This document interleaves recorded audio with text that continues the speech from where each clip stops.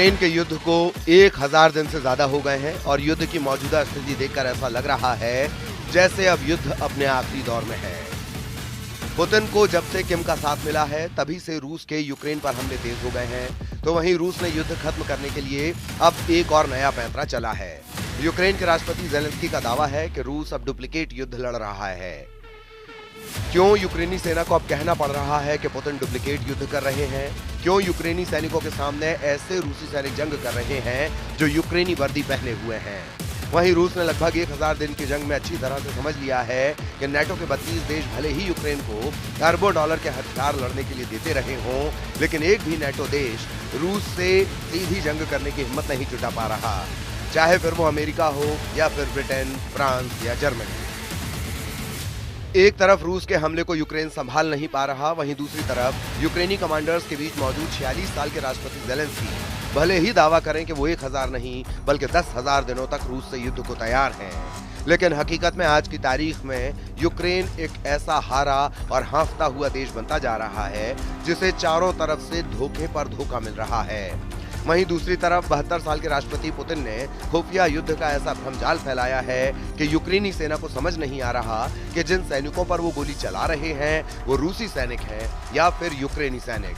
जी हां, हम आपको पुतिन के बहरूपिया युद्ध का वो सच दिखाने जा रहे हैं जहां ज़ेलेंस्की का यूक्रेन 10,000 दिनों की जंग में भी रूस को कभी हरा नहीं पाएगा। जंग जीतने के बेहद करीब पहुंच चुके पुतिन ने आखिरी दौर में ऐसा युद्ध करना शुरू किया है जिसकी वजह से यूक्रेनी सेना का दिमाग चकरा गया है। पूर्वी यूक्रेन में पुतिन का बहरूपिया युद्ध शुरू हो चुका है। यूक्रेनी सेना के टॉप कमांडर्स का दावा है कि उत्तरी यूक्रेन में अग्रिम मोर्चे पर कुपियांस्क शहर पर रूसी सैनिकों ने यूक्रेनी सेना की वर्दी में भयानक हमला किया है। रूसी सैनिक यूक्रेनी सेना की वर्दी पहने हुए थे, उनके पास यूक्रेनी झंडा और यूक्रेनी पहचान पत्र थे। यूक्रेनी वर्दी में रूसी सैनिकों की इस चाल में असली यूक्रेनी सैनिक बुरी तरह से फंस गए और डुप्लीकेट यूक्रेनी सेना या रूसी सेना मोर्चा जीत गई। दावा किया गया है कि रूस के डुप्लीकेट युद्ध से यूक्रेनी सेना बुरी तरह से कुपियांस्क के मोर्चे पर हार गई। वहीं दूसरी तरफ यूक्रेन की राजधानी कीव में बैठे यूक्रेनी कमांडर्स का दावा है कि उन्होंने रूस के डुप्लीकेट युद्ध को नाकाम कर दिया है। यूक्रेनी सेना के प्रवक्ता कैप्टन एंड्री कोवालियोव ये मानने को मजबूर हुए हैं कि यूक्रेनी वर्दी पहने रूसी सैनिकों ने उत्तरी यूक्रेन में अग्रिम मोर्चे पर कुपियांस्क शहर की जंग में भारी नुकसान पहुंचाया है।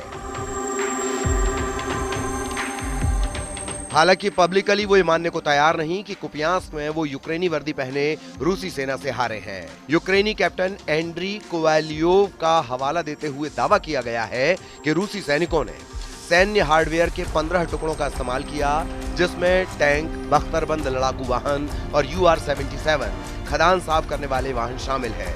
इन सभी को तबाह और बर्बाद कर दिया गया है। वहीं वॉर एक्सपर्ट्स का कहना है कि अगर रूस का उत्तरी यूक्रेन के शहर कुपियांस्क पर कब्जा पूरी तरह से हो गया तो इससे रूसी खार्किव क्षेत्र के पश्चिम में बड़े इलाके पर आसानी से कब्जा कर लेगा। शायद इसीलिए पुतिन ने यूक्रेन के खिलाफ उत्तरी यूक्रेन में बहरूपिया युद्ध छेड़ दिया है।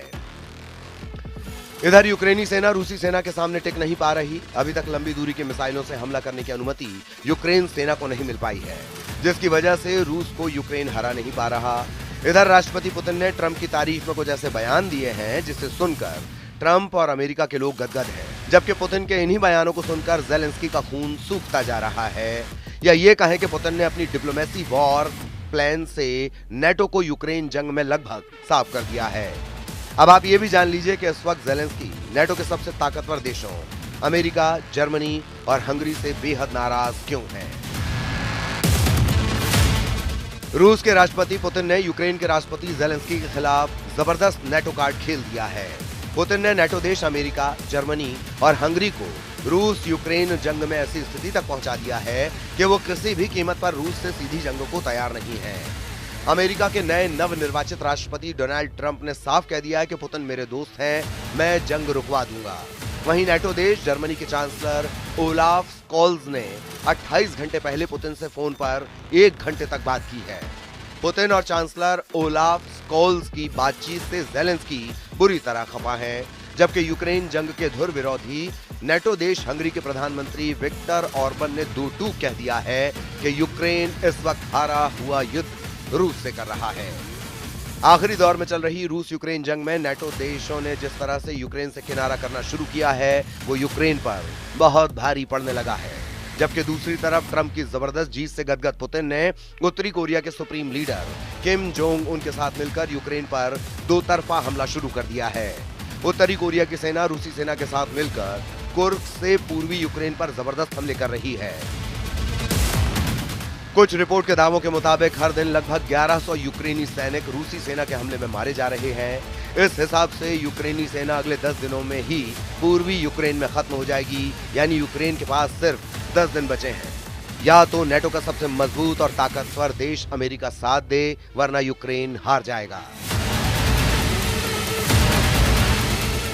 इधर पुतिन और किम के प्लान से ज़ेलेंस्की पूरी तरह घबरा गए हैं। हालात ये हो गए हैं कि ज़ेलेंस्की को लग रहा है कि रूस के जिस कुर्स्क में उसके सैनिकों ने 400 वर्ग मील और 100 रूसी गांवों पर कब्जा किया है, उन इलाकों में अब रूसी सेना उत्तर कोरिया के खूंखार सैनिकों के साथ मिलकर हमला कर देगी।